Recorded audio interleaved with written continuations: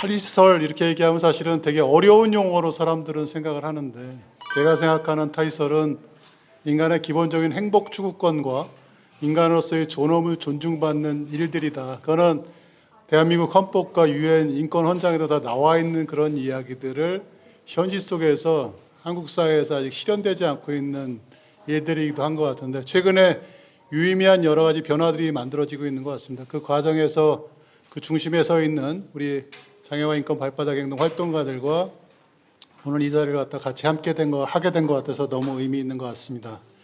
저는 삼달다방의 무심이고요. 오늘 1부, 2부, 3부 이렇게 순서로 이렇게 진행되게 될 텐데요. 1부 시간에는 저자들 세 분과 얘기를 나누고, 2부에는 우리 활동가들이 준비한 공연인지 뭔지 약간 이따 보시면 알게 될 순서가 있고, 3부에는 우리 또 제주 지역에 계시는 분들이 이 책과 관련돼서 같이 나눌 만한 내용들을 갖다 담는 그런 시간들을 갖다가 갖도록 하겠습니다. 먼저 우리 세 분 잠깐 인사 좀 나눠주실까요? 네, 안녕하세요. 저는 서울에서 활동하고 있고요. 장애와 인권 발바닥 행동의 김정하입니다. 예, 이 책에 무려 8명의 저자가 있는데요. 그 저자 중에 한 명으로 이 자리에 영광스럽게 참여하게 되었습니다. 불러주셔서 감사합니다. 안녕하세요. 저는 한국장애포럼이고 발바닥은 아니고요. 한국장애포럼에서 활동하고 있는 최한별이라고 하고, 저도 마찬가지로 이 책에 아주 맨 끝에 작고 소중하게 이름이 올라가 있는 저자이고, 이따가도 말씀드리겠지만 KDF 제가 활동하는 조직은 국제연대를 하는 조직이에요. 그래서 해외 파트를 중심으로 좀 작성을 했습니다. 네.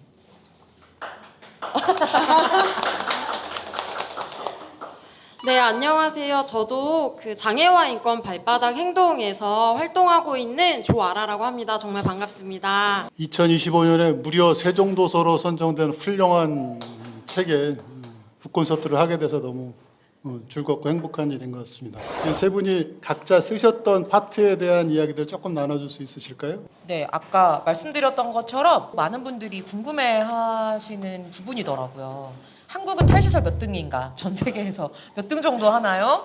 한국은 다른 나라에서는 그럼 탈시설 이거 대체 정말 가능한가요? 어떻게 하고 있나요? 이런 것들을 많이 궁금해하셔서 저도 나름 공부하고 또 해외에 있는 많은 사례들을 찾아보면서 여기 내용을 담았고요. 그래서 해외에서도 물론 잘된 사례들, 탈시설을 위해서 노력했던 그 다른 국가들의 노력들, 그 다음에 이것을 위해서 국가들에서 지금 지원하고 있는 국가 차원의 서비스들, 그리고 그럼에도 불구하고 여전히 어려움들을 또 많이 겪고 계시더라고요. 그래서 그런 국가들이 겪고 있는 어려움, 그렇다면 이걸 해결하기 위해서 그냥 국가들, 그 국가 자체로만 하는 것이 아니라 국가들의 모임인 유엔에서, 유엔 차원에서는 그러면 탈시설을 위해서 어떠한 권고가 나오고 있고 어떤 노력을 하고 있는가, 이런 내용을 좀 담았습니다. 네. 네, 저는 어디를 집필했다라고 하면 여러분이 찾기가 좀 힘들어요. 왜냐하면 저는 10페이지에도 있고 45페이지에도 있고 108페이지에도 있고, 네, 저는 이 책에 목소리가 이제 담겨 있는데요. 첫 번째 목소리, 두 번째 목소리, 세 번째 목소리를 김유미 작가님과 함께 듣기도 하고, 그 목소리를 현장의 정책과 어떻게 연결되어서 지금 가고 있는지 약간 다리 역할을 하는 집필을 해가지고 제 글은 곳곳에 또 틈을 이어주는 그런 부분을 제가 맡았습니다. 김정하 활동가 이제 자기 파트 소개하시면서 저자가 5명이 더 있거든요. 그래서 그 5명의 책 이야기도 조금 같이 소개해 주시면 진행 과정까지 한번 소개를 부탁드립니다. 책 제목이 이제 장애 시설을 나서다 공존을 위한 탈시설 이야기, 이런 이제 제목입니다. 저희가 이 책을 하기 전에 먼저 이 책을 집필하는 데 대한 연구 프로젝트를 먼저 했어요. 그러니까 이제 이 집필할 사람들이 모여서 공부하고 토론하고 이런 과정을 겪었는데, 이런 과정을 진실의 힘이라고 하는 재단법인에서 지원을 해주셨습니다. 그리고 우리의 연구 결과물들을 보고 이 책이, 이 내용이 출판해도 되겠다라고 이렇게 동의가 돼가지고 이제 출판까지, 이제 진실의 힘에서 이제 출판을 해 주었고요. 이 책이 요즘에 책이 진짜 안 팔리는 시대에 살고 있잖아요. 예, 근데 무려 여기 오기 전에 3세를 찍고 있다라는 이 소식을 너무 감사한 일이죠. 너무 3세까지 찍는 일이 이제 흔하지 않은 일인데 기쁘게 그렇게 됐고요. 그리고 이제 작년에 아까 사회자님께서 말씀 주셨던 것처럼 세종도서의 장애 부문, 그러니까 인문사회학 분야 중에 장애 부분에 이제 좀 선정이 되어가지고 모든 도서관에 이 책이 깔리게 되는 영광을 얻게 되었습니다. 이 책을 저희가 이제 냈을 때는 이제 탈시설이 잘 모르겠다, 뭐 해야 될 것 같은데 뭐가 문제인지 모르겠다, 혹은 해야 될 것 같긴 한데 어렵다, 이런 여러 가지 이야기들이 있었습니다. 그리고 이 책을 기획할 때 마침 22대 국회 선거를 훨씬 이제 한 1년 앞두고 있었어요. 그래서 이제 욕심에는 22대 국회가 딱 이렇게 국회의원들이 딱 뽑히면은 바로 본인들이 이 책을 읽고 어떤 일을 하면 되는지를 말해주기 위해서 그 시점에 맞춰서 딱 내자라고 했는데, 이제 저희가 또 이제 책이라는 게 그때 맞춰서 나오지 못했고 조금 더 뒤에 이제 나왔는데, 우리 그 대한민국 정부가 어찌다 선거가 계속 있잖아요, 지금 해마다. 그래가지고 다행히 그다음 대선에 맞춰서 이제 대선 전에 탄핵 정국에서 이 책이 나오게 되었고요. 이 책에서는 지금 다른 저자들이 있습니다. 먼저 그 책의 이 첫 번째, 두 번째, 세 번째 이렇게 목소리들과 관련해서는 노들장애인 야학의 우리 김유미 활동가님이 탈시설한 동지들의 탈시설한 당사자들의 인터뷰를 해가지고 조아라 활동가랑 해서 이제 글을 실었고요. 그 다음에 탈시설 얘기를 해야 되니까 탈시설, 시설이 뭔데부터 규명해야 되더라고요. 그 얘기를 풀지 않으면 왜 탈시설을 하려고 하는지가 규명되기가 어려웠습니다. 그래서 서울대학교 최태현 교수님과 함께 저와 일장의 시설은 어떤 공간인가, 그래서 시설이라고 하는 공간이 도대체 어떻게 형성되고 어떤 구조이길래 탈시설을 이야기하게 되었는가에 대한 얘기가 있고요. 그리고 이 시설 정책이 왜 계속 지속되는가, 왜 그 이유는 무엇인가, 그런 것들을 묻는 2장의 시설에 대한 국가 책임을 묻다의 지형이 있습니다. 그리고 이제 우리 최한별 우리 활동가와 지금 그 당시에는 국회의원이 아니셨는데 이제 국회의원이 대신 김남희 국회의원이신 김남희 의원님하고 같이 해외 파트를 실었고요. 지금 이 자리 우리나라에 없지만 지금 나라를 말해도 되나요? 미국의 미네소타 지금 한참 그 인종차별 막 그 현장에 지금 유학하러 가 있는 우리 장애 이판의 활동가인 변재원 활동가이자 연구가인 그분께서 탈시설 정책이 어디까지 왔나, 그러니까 이제 자립 이후에 어떤 정책으로 살아갈 수 있나라고 하는 5장을 좀 써주었고요. 그리고 이제 이 자리에 함께하지 못하셨지만 우리 이제 공익 변호사로 유명하신 이주원 변호사님께서 탈시설을 둘러싼 여러 가지 쟁점과 논쟁들이 있잖아요. 왜 뭐 시설도 원하면 시설이 계속 있어도 되는 거 아니야? 뭐 이런 식의 어쨌든 논쟁들, 이런 것들에 대해서 4장에 탈시설 우려에 답하다 이렇게 적었습니다. 그리고 마지막으로 이 책이 여러 시민들에게, 그리고 같이 활동하는 사람들에게, 장애인 당사자 그리고 장애인 가족들에게 어떤 의미로 가닿길 바라는지에 대한 마음을 활동가들이 띄우는 초대장이라고 하는 마지막 목소리로 담아 있습니다. 그래서 이 책은 무려 8명의 필진들이, 원래 책이 여러 명 있으면 더 나오기가 어렵거든요. 근데 그분들이 협력해서 2년 반 정도의 시간을 거쳐서 만들게 되었습니다. 대단하죠? 이럴 때 박수 한번 주셔도 좋은데. 아이고 감사합니다. 네. 해외 활동가는 국제연대 활동들을 많이 하고 있는데, 탈시설이 혹시 이제 해외에서는 어떻게 추진되고 있는지, 또 이런 것들이 한국에서 적용되는 과정들에 있어서는 어떤 것들이 좀 의미 있게 담겨야 되는지, 이런 얘기들을 조금 최한별 활동가가 조금 소개를 해주면 어떨까요? 사실 한국이 전 세계적으로 특히 경제 규모나 어떤 정치적 성숙도나 이런 거에 비해 봤을 때 유사한 국가들에 비해 많이 뒤처져 있기는 합니다. 탈시설 정책이. 그래서 그러한 국가들에서 탈시설 정책을 어떻게 하고 있는가를 이렇게 좀 보면 이미 예를 들면 뉴질랜드 나 호주나 이런 국가들의 경우에는 이미 어느 단계까지 갔냐면 시설 수용자들에 대한 배보상 문제까지 이제는 진척이 되고 있어요. 그러니까 지금 왜 이제 뭐 여기 제주도 그렇고 과거사 문제, 그다음에 그 진실화위원회가 이제 또 3기가 꾸려졌는데요. 그래서 한국에서는 여전히 그런데 배보상이라고 했을 때에는 그래 옛날에 형제복지원, 제주 4.3 그다음에 뭐 선감학원 요런 중심으로 배보상 이야기가 많이 되고 있지만 뉴질랜드 특히 뉴질랜드 이제 한 2년 전에 그 조사가 끝났거든요. 여기서 뭘 했냐면 모든 시설 뉴질랜드 국가가 아무튼 운영했던 모든 종류의 시설 여기에는 심지어 국가가 운영하지 않았던 교회나 천주교 뭐 성당에서 운영했던 뭐 기숙학교라던가 그다음에 뭐 시설이라던가 요양원이라던가 이러한 모든 시설들에 대한 전수 조사를 국가 차원에서 했습니다. 그래서 물론 지금도 시설이 그래서 아주 최근에 2000년대까지의 시설에 살았던 모든 사람들의 증언을 수집해서 앞으로 다시는 우리 국가가 이런 시설 정책을 펼치면 안 되겠다라는 그러한 철저한 반성 속에서 배보상, 이제 피해 생존자들에 대한 배보상을 이야기하고 있습니다. 그래서 혹시 모르겠어요. 지금 여기서 탈설하신 당사자분들이 계실지 모르겠는데요. 뉴질랜드라면 여러분들도 배보상의 대상이 되는 피해 생존자로 여겨지고 있습니다.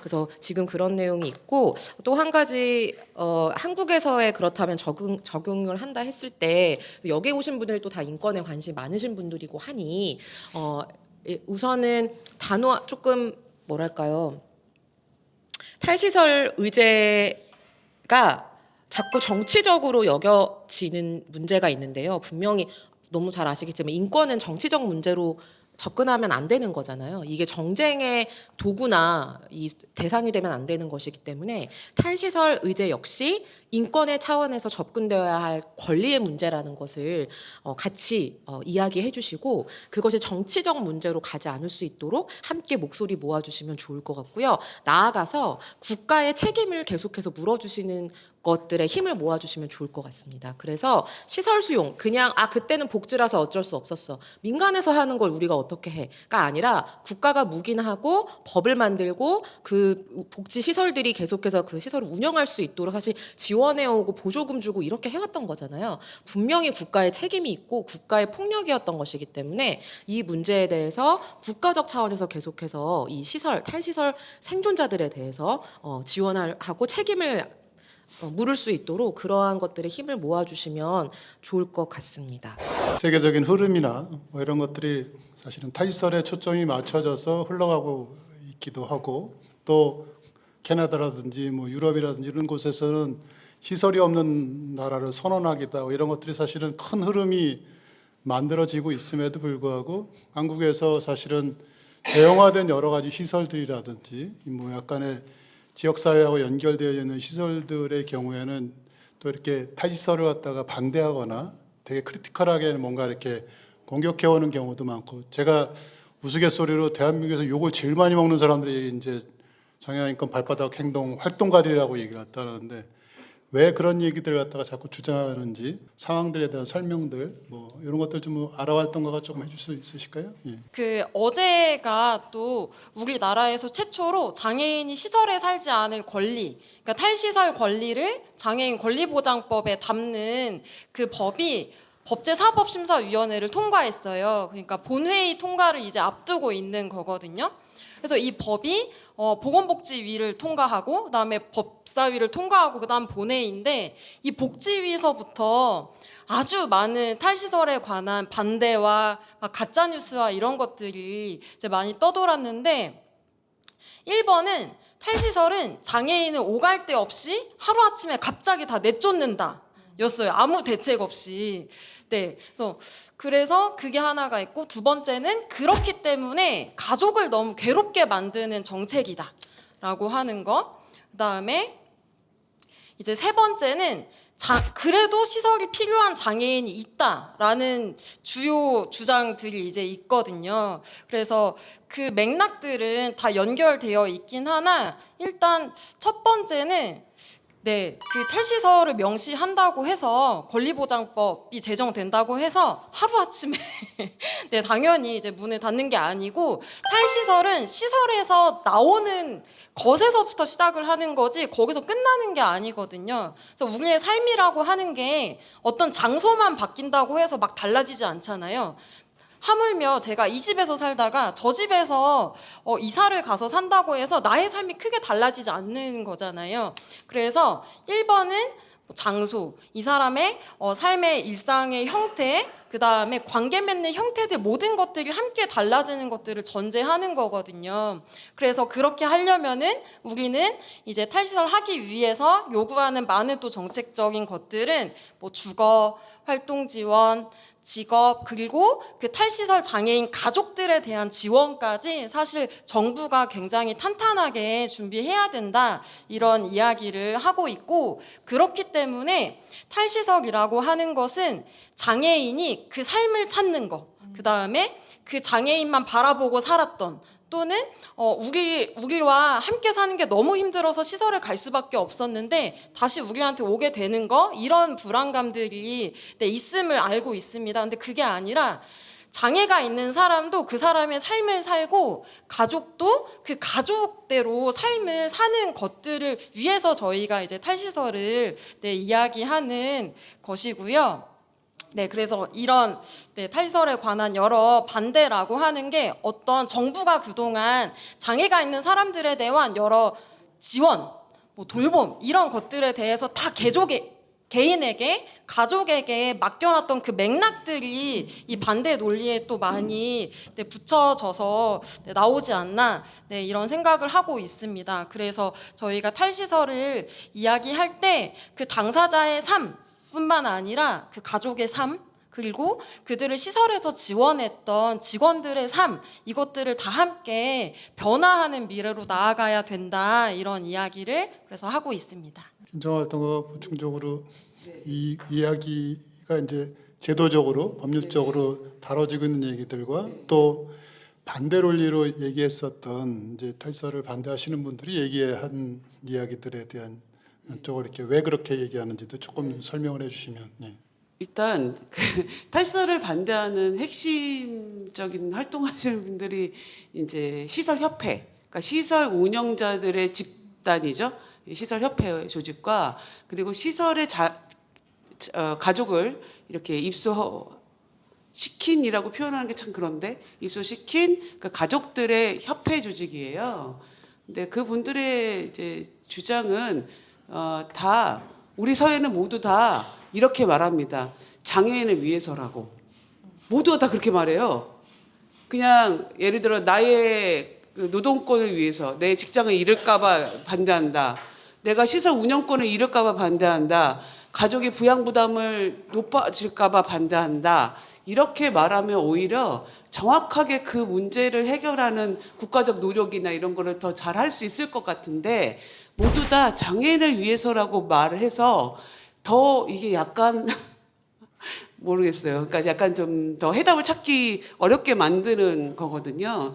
그래서 반대하시는 분들이 장애인이 더 안전하게 있을 곳, 장애인이 더 보호받을 곳, 그곳이 시설이고 장애인이 더 시설을 원해서 시설이 필요하다라고 이렇게 주장을 하시는 거고, 근데 인간이 기본적으로 구획된 공간 안에서 살면서 개인적인 생활이 없이 사는 것을, 그리고 원한 적이 한 번도 없는 어떤 사람들과 같이 사는 게 정해져 있는 삶을 사는 사람, 그걸 바라는 사람들이 과연 있을까? 우리가 보편적으로 생각해도 있을까라고 생각하면 없는 거잖아요. 근데 다 장애를 위한다고 말하면서 하여튼 그렇게 말을 하고 있다. 그래서 저희는 정말로, 그러니까 이게 뭐 장애인이건 비장애인이건 노인이건 뭐 이제 뭐 여러 가지 상황에 있는 아동이건 어떤 사람들의 상황에서도 누구도 시설에 가지 않는 사회를 만드는 것이 우리 국가가, 우리 사회가 공동적으로 책임져야 될 일이 아니냐. 그러기 위해서 이 탈시설 정책은 장애인만을 위한 정책이 아니라 어떻게 보면 우리 모두, 내가 돌봄을 받아야 되던, 내가 우리 가족의 돌봄을 해야 되던 모든 우리 인간들에게 필요한 정책이 아니냐라고 생각을 하고 있습니다. 반대하시는 분들께서는 뭐 이제 막 되게 리얼하게 말할 때는 이제 이런 것도 있어요. 그동안 몇십 년 동안 내가 장애인을 돌보면서 이렇게 시설 저기 뭐 직원으로서 이렇게 노력을 해왔는데 갑자기 탈시설 그러면 뭔가 내 삶을 내가 운영했던 사람들 직장인이거나 부정당하는 듯한 그 감정들 내 여태까지 내가 이 사회복지를 이 시설에서 일하면서 하는 것들 이 모든 과정이 이 사람을 위하고 이 되게 의미 있는 활동이라고 해서 한 30년 이상 시설 직원으로 일했는데 갑자기 탈시설 얘기해? 그럼 내 삶이 그냥 송두리째 부정당하는 듯한 그 감정들 때문에 또 동의가 안 되는 많은 분들이 있으시거든요. 근데 제가 그 감정이 완전히 이해가 안 가는 것은 아닙니다. 충분히 그럴 수 있으시다라고 생각을 듭니다. 다만 이제 사회도 변했고 인권 의식도 변했고 우리나라의 인권 기준도 이제 변화했다고 생각합니다. 장애인에 대한 지원 체계도 이제는 집단 형식의 이런 지원이 아니라 다 개별화되고 다 개인적인 환경에서 가장 개인으로서 그리고 존엄받으면서 살 수 있는 환경으로 변화되는 데 있어서 그 모두가 다 동참했으면 좋겠는데 이게 여러 가지 감정들이 섞이면서 진짜 이 사회 변화를 같이 냉정하게 바라보지 못하게 되는 것 같아요. 이게 너무 안타깝습니다. 그러나 그럼에도 불구하고 막 사회가 좌충우돌하면서 더디 가는 것 같지만 그래도 한 발 한 발 좀 발전해 가는 게 있다고 저는 느끼는 것이 아까 우리 조아라 작가, 이 책에서 작가라고 소개하니까 좀 어색하지만 우리 조아라 활동가가 말씀하셨듯이 권리보장법에 탈시설이 권리다라고 하는 것이 명시된 법률안이 이제 본회의 통과를 앞두고 있고요. 재작년에 통과된 지역사회 통합돌봄법이라고 흔히 부르는 통돌법이라고 우리가 줄여서 많이 말을 하는데요. 그것도 결국은 노인이든 이제 장애인이든 이 지역사회 안에서 지역사회 지속거주가 가능하도록 되도록 요양원 늦게 가거나 안 가거나 되도록 집에서 이제 노인이 되어도 살다가 돌아가실 때까지 최대한 지역사회 안에서 어떻게든 해보자라고 하는 법 중에 하나가 물론 많은 부분이 미비하지만 통합돌봄법이라고 생각합니다. 이제 그러한 법률이 통과됐고 장애 쪽에서는 작년 초에 자립지원법이라는 법이 통과가 됐습니다. 그것도 이제 우리는 탈시설지원법을 주장을 했는데 결국 시설에서 나오거나 집에서 부모로부터 이제 독립해서 자립적 생활을 하고 싶은 이 장애인 당사자들을 지원하는 법률이 통과가 된 거거든요. 근데 그런 것들은 굉장히 이 법률적인 상황에서 이 사회의 변화를 되게 느린 속도지만 담아가고 있다고 생각합니다. 그래서 그런 부분은 긍정적이고요. 그런데 이제 아직도 이제 안타까운 것은 뭐냐면 정책이 갑자기 변하면 안 돼. 천천히 가야 돼. 이런 말 하시는 분들 있잖아요. 뭐 그 부분도 이해 갑니다. 갑자기 확 변하면 위험하다 뭐 이런 분들 주장하시죠. 근데 문제는 뭐냐면요. 시설에 사는 사람들 입장에서 보면 지금 혹시 자립하고 싶어요? 라고 물어봤는데 자립을 10년 후에 해요. 그건 뭐예요? 희망 고문이죠. 자립하고 싶으세요? 물어봤을 때 40이었는데 진짜로 자립을 지원할 때는 50이 돼서 지원을 받는단 말이에요. 그럼 그거 진짜 희망 고문 아닌가요? 그거 말도 안 되지 않습니까? 사실 어떻게 보면 라인 나오죠. 몇 달 안에 혹은 몇 주 안에 그 일이 이루어져야 되는 거잖아요. 근데 그런 것들을 지금의 자립지원법 우리가 이제 제정한 자립지원법에는 어떤 시기라든지 이런 것들을 대해서 강제하는 게 없습니다. 그러면 시설에 있는 장애인들은 정말 이게 언제 그런 자립이라는 것이 이루어질지 알 수가 없는 겁니다. 그래서 이제 발바닥 행동가 뭐 이 필진들도 그렇고 이 장애계에서는 탈시설 지원법을 통해서 대형 시설도 우리나라 아직 현존하기 때문에 그런 시설들은 단계적으로 축소하고 제주도도 사랑의 집 사건으로 이렇게 뜨거우셨죠. 예, 그런 인권 침해 시설들은 폐쇄하면서 거기 있는 분들은 자립 지원을 하고 하는 것을 의무화하고 이제 어느 시설들도 이제 그러니까 시설들이 일정 시기 때까지는 이제 정리하는 탈시설 지원법 그리고 뭐 해외에서는 시설 폐쇄법도 있고요. 설명하신 배보상법도 있고요. 이런 것들을 가져가자라고 향후의 입법 운동의 계획들을 가지고 있습니다. 근데 이제 이런 것들이 지금은 장애계가 장애인 운동이 뜨거우니까 이 장애계가 중심이 돼서 탈선 운동을 하지만 결국 저는 이제 우리 누구도 시설에 가지 않는 사회 이런 것을 만드는 모두를 위한 탈선 사회를 만드는데 장애계가 앞장서고 있는 것이고 우리 모두가 또 같이 갈 수 있다. 그리고 시민들이 함께 하실 것이다. 이렇게 생각을 합니다. 네. 시설 이렇게 얘기하면 뭐 어렵게 느껴지기도 하고 먼 거리감 있게 느껴지기도 하고 이런 분들이 있을 수도 있을 것 같아요. 근데 사실은 장애인이든 노인이든 사실은 자기의 존엄을 인정받으면서 지역사회에서 사는 것 이런 것들이 탈선의 기본적인 개념이고 거기에서는 인간의 기본적인 자기결정을 통한 행복 추구 이런 것들이 핵심적인 가치라는 생각이 들어요. 그래서 그런 일들을 잘 해내고 주고 있는 우리 활동가들 너무 멋진 것 같고요.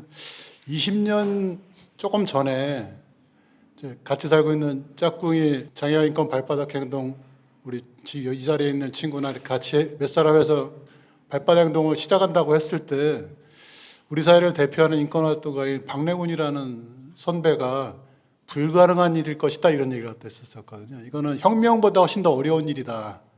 그런 얘기를 했는데 법사위 통과되는 과정들을 같이 영상을 이렇게 보는데 이 사람들의 이제 표정을 저는 옆에서 보게 됐었거든요. 야, 진짜 그냥 삶이 뼈를 갈아 넣어가지고 20년이라는 시간 동안에 만들어진 결과물이 이제 조금씩 나오기 시작하는 거구나 이런 생각이 들었는데 개별적으로도 이렇게 다들 여러 소회가 있으셨을 것 같고 왜 그럼에도 불구하고 진짜 욕을 많이 먹는 일이기도 했었거든요. 근데 이런 일들을 하고 계신지 개별적인 이런 활동가로서의 소회들 이런 것도 조금 나눠줄 수 있을까요? 한별부터 좀. 사실 저는 이제 주로 저희가 갖고 활동하는 근거가 유엔 장애인 권리 협약입니다. 그래서 이제 저도 조항이 되게 많잖아요. 조항들을 다양한 거 많이 하고 싶어요. 그런데 시설에 계시면 이동권이 어떻게 뭐 얘기를 한들 문화예술 향유권이 있다 한들 지역사회에 뭐 학교를 뭐 교육을 받을 권리 있다 한들 가족을 구성할 권리가 협약에 있다 한들 시설에 계시는 한 이게 여기에서 이 다음을 얘기하는 것이 사실은 이제 좀 스스로를 기만하는 것 같은 느낌이 드는 거죠. 그래서 실제로 지금 유엔에서도 가장 핫한 의제가 탈시설이에요. 놀랍게도.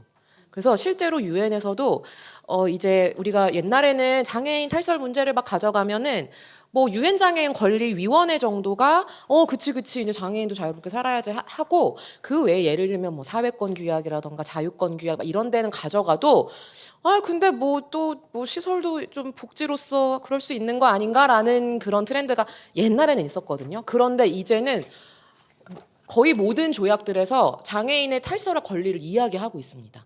실제로. 그래서 심지어 고문방지위원회에서 2024년에 장애인 시설에 거주하는 것은 그것은 그러니까 비인도적인 행위에 해당하기 때문에 이거에 대해서 국가가 반성하고 사과하고 피해 생존자들에게 배보상해라라고 실제로 한국에 대해서 권고가 나온 게 있었고요. 사회권위원회에서도 장애인 탈시설 문제 일단 너네 사회권 뭐 만들면 뭐 할 거야? 장애인들 시설이 있는데 이 사회권 어떻게 누릴 거야? 투표 어떻게 해? 가족 어떻게 구성해? 노동 어떻게 해? 그러니까 일단 시설에서 나오게 해를 이제 질문을 최근에 하셨더라고요. 한국 정부에. 그래서 사실은 제가 할래야 안 할 수가 없는 이것부터가 이 문을 열고 여기에 있는 장애인 당사자들이 아무도 빠짐없이 우리 사회에 있을 때야 비로소 다음 단계로 넘어갈 수 있기 때문에 탈설 문제를 계속 얘기할 수밖에 없는 것 같고요. 인간 최한별로서 는 이제 뭐 늘 그렇지만 이런 삶이 있으면 안 되지 않나라는 근본적인 그 부끄러움 그게 있는 거죠. 그래서 예를 들면 얼마 전에 이제 저희가 늘 이제 진보적 장애 운동 단체들에서는 늘 열사들을 기리는 그 열사 추모제를 해요. 그래서 이제 벌써 한 80분이 넘게가 이제 저희가 열사 추모를 늘 매해 하고 있는데. 옛날에 한 5년, 6년 전이었나? 제가 이렇게 보는데 그래서 이제 열사분들 이렇게 돌아가신 분들의 사진을 쭉 저희가 벽에 걸어놓거든요. 그래서 보는데 어떤 분 성함이 김미상인 거예요. 사진도 있어요. 예를 들면 그냥 영정이 이렇게 까맣게 돼 있고 뭐 김미상 이러면 잘 모르는 분이 돌아가셨나 보다라고 할 텐데 사진도 있고 너무 젊은 분이고 김미상 이렇게 되어 있고 연세도 이렇게 나와 있어요. 그래서 아니 이분은 나이도 알고 얼굴도 아는데 왜 김미상으로 돼 있어 했더니 그분이 탈시설 하신 분이었고 시설 앞에 그분이 이제 버려졌을 때 그냥 시설에서 지은 이름이 김미상인 거예요. 네. 그리고 김도 그 원장, 그 시설 원장의 성을 그냥 따서 김미상. 근데 이런 케이스 아마 더 많이 아실걸요? 예를 불상님도 계시고. 예, 예. 그래서 이 불상 이런 식인 거예요. 생일도 그냥 버려진 날 아니면은 그냥 뭐 일괄적으로 입소한 날 아니면 일괄적으로 똑같이 맞춘다거나 이런 행정 편의적이고 너무나 존엄하지 않은 방식으로 사람을 대하는 이러한 형태의 뭐랄까요, 이 사회적인 이렇게는 살면 안 되지 않나. 이런 사람들이 내가 적어도 이 사회의 구성원의 일원으로서 이런 삶이 제일 반복되는 거를 그냥 좌시하고 있지만은 않아야 되지 않나라는 좀 그런 생각 속에서도 활동을 계속 이어가게 되는 것 같습니다. 근데 물론 여기 두 분에 비해서는 저는 욕은 많이 안 먹습니다. 저는 이렇게 지나가는 얼굴들이 막 이제 이렇게 있는데요. 시설에서 살았던 모습을 보고 이제 탈시설 후에 어떻게 살아가는지 그 모습을 보게 되면은 중독되는 것 같아요. 그게 일단 첫 번째는 그 사람과 나의 관계가 너무 달라지는 것 같아요. 예를 들면 너무나 차가 없으면 갈 수 없는 병원에 입원했던 언니가 이제 있었는데 그 언니는 종일 조아라, 최한별, 김정아를 기다리는 사람인 거예요. 근데 그 사람은 우리한테 전화를 할 수도 없어요. 핸드폰도 없어가지고. 그럼 공중전화는 할 수 있냐? 그 사람은 침대에 계속 묶여 있었기 때문에 전화를 할 수가 없어요. 그래서 아주 예상치 못하게 저희가 뭐 그 병원이랑 저희 언제 면회를 좀 가야겠습니다 라고 하면은 저희가 어느 날 서프라이즈처럼 나타나는 거죠. 그럼 그날은 좋은데 그 뒤부터 이 사람은 또 끊임없이 기다리게 되는 거잖아요.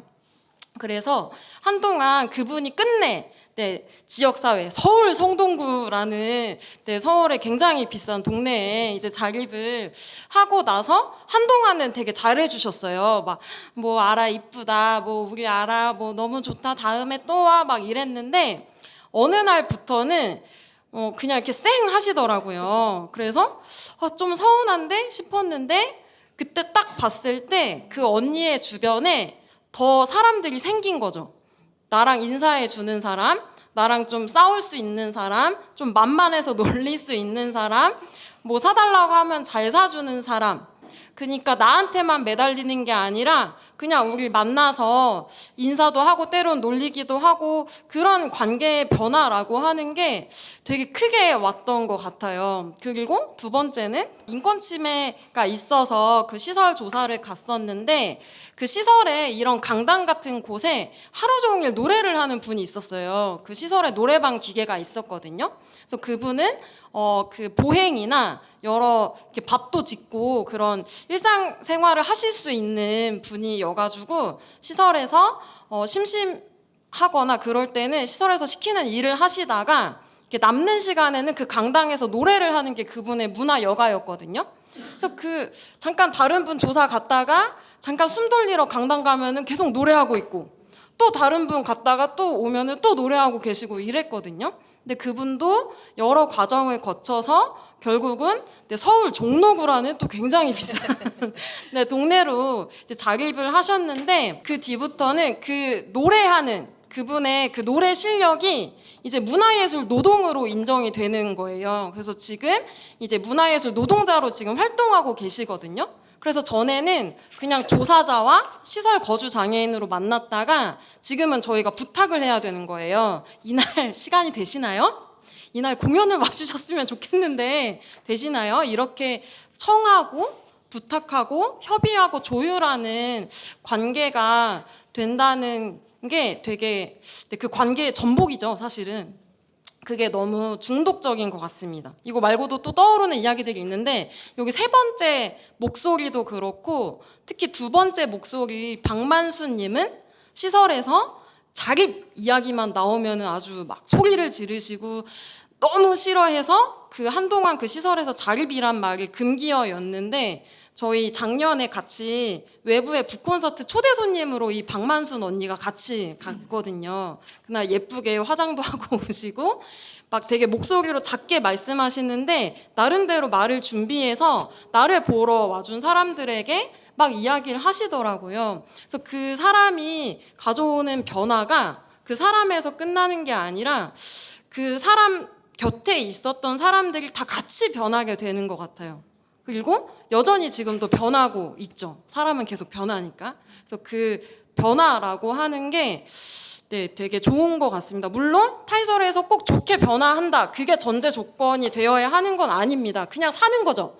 사는데 누구는 변할 수 있고 누구는 변하지 않을 수도 있지만은 보통 저희는 네, 많이 변하게 되는 걸 네, 보게 된 것 같습니다. 이 책을 구매하신 분들은 또 아시겠지만 183쪽에 노래방과 뒷머리 뽕이라는 네, 이 이야기 정말 제가 좋아하거든요. 꼭 봐주세요.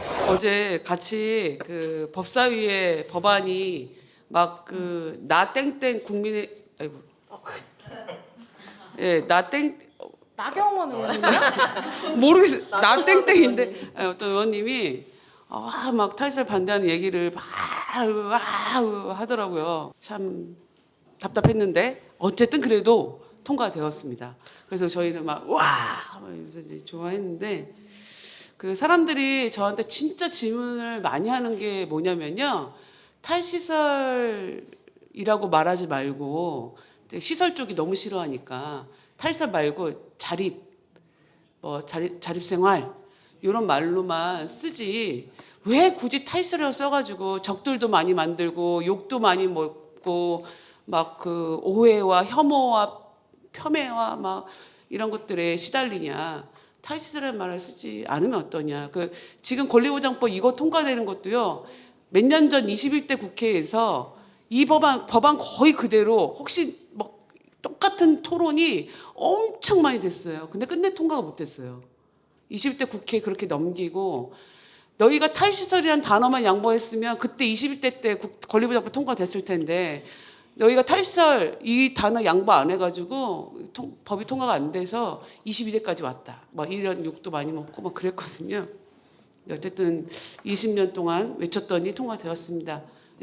근데 전 꼭 이 얘기를 하고 싶어요. 지역사회 자립이라고 말할 때 그 자립의 대상이 시설장애인보다 재가장애인들이 훨씬 많기 때문에 재가장애인이 가족의 부양으로부터 자립하는 것을 주로 말하거든요.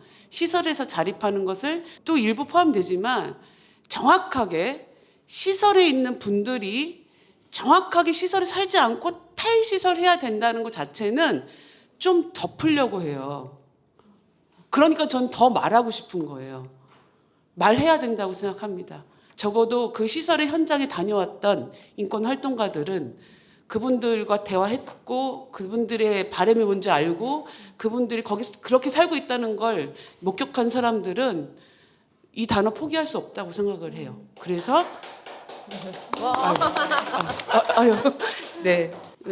이 책의 그 서두에는 이런 그 서론에 이런 말이 있거든요. 장애인들을 시설에 모아 살게 하는 정책이 장애인들을 위한 것이었다기보다 오히려 이들을 사회에서 격리하려는 차별적 수단이었다는 점.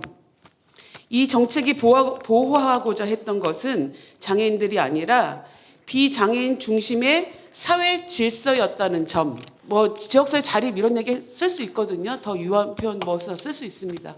근데 우리가 그런 말을 쓰는 순간 시설에 있는 사람들이 이제는 더 늙었다고, 더 중환장애라고 그분들을 포기하게 되는 것 같아요. 그래서 저는 꼭 이 말을 써야 한다고 생각을 하고 있고요. 이 책에 또 이런 말이 있습니다. 증언에는 힘이 있다. 저는 이 탈사 운동이 고작 이 발바닥 활동가 몇 명이 혹은 뭐 투쟁하는 동지 몇 명이 한 게 아니라요.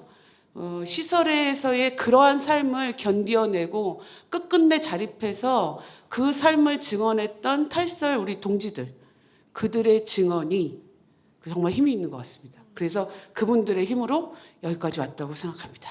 멋진 말이었던 것 같습니다. 법사위 통과되는 과정에서 그 나땡땡 의원이 발언을 이렇게 하는데 저는 그런 생각이 들었어요. 발달장애를 갖고 있는 장애 당사자의 부모인데 자기 자식은 자기 집에서 키울 수 있는 것이 당연하고 그 누군가는 시설에서 생활하는 것들이 당연하다고 떠드는 이 논리무순들을 우리가 어떻게 해석해야 되느냐.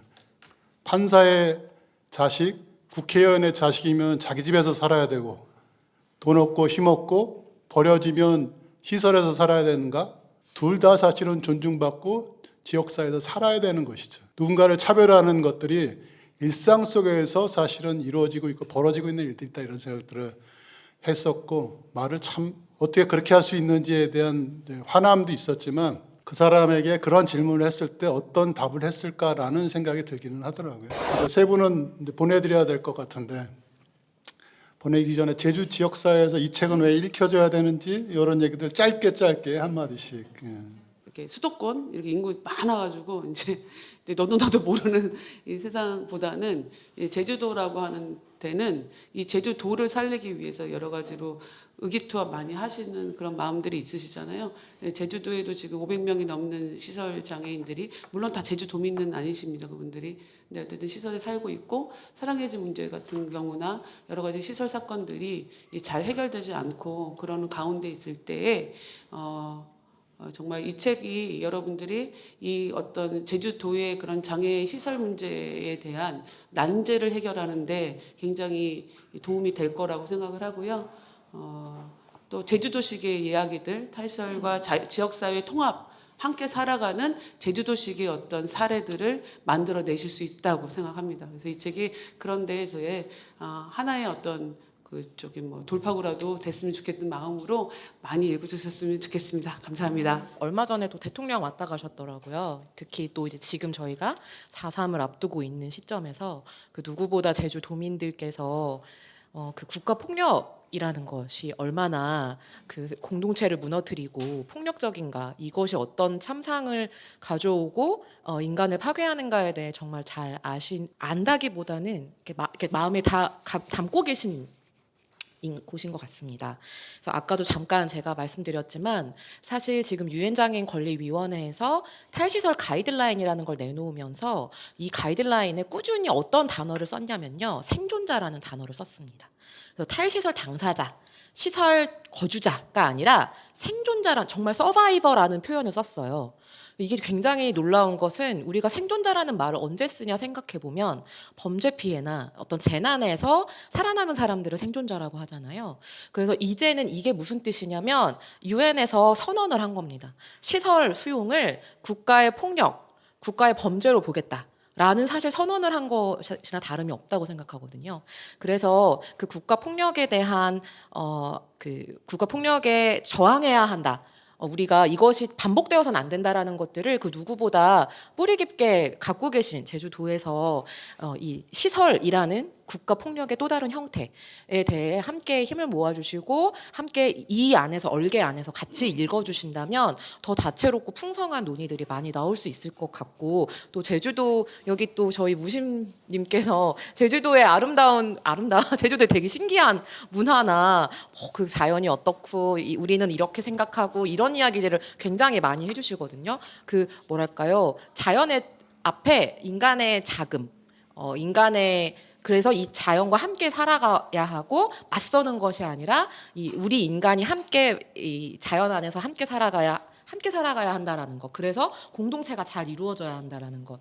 이런 것들이 또 문화 안에 많이 녹아 있는 것 같습니다. 그래서 탈시설이라는 것도 사실은 아까도 말씀하셨지만 장애인, 비장애인을 가르고 장애인은 비장애인보다 열등하기 때문에 조금 우리가 발전하고 앞으로 나아가는데 걸리적거리니까 좀 효율적으로 여기 모여 있어 라고 해서 나온 거잖아요. 인간을 줄 세우는 그런데 어떤 제주의 문화나 이런 이게 녹아져 있는 것들이 굉장히 그런 사회에 대해 대안적인 공동체로서 대안적인 문화를 제시할 수 있는 곳인 것 같아요. 그래서 그런 점에서도 많이 좀 읽혀지고 여기에 대해서도 또 많이 우리가 그러고 보니 이런 이야기, 우리 이런 뭐 문화가 있지, 우리에게 이러한 전통이 있지, 이런 속에서도 같이 많이 이야기가 나오면 너무 좋겠다라는 생각이 들어서 좀 많이 읽어주시고 많은 이야기들 나눠주셨으면 좋겠습니다. 네, 저는 마지막은 292쪽에 저희 실제로 탈시설한 당사자 한 분이 말씀해 주신 걸 인용하고 싶은데요.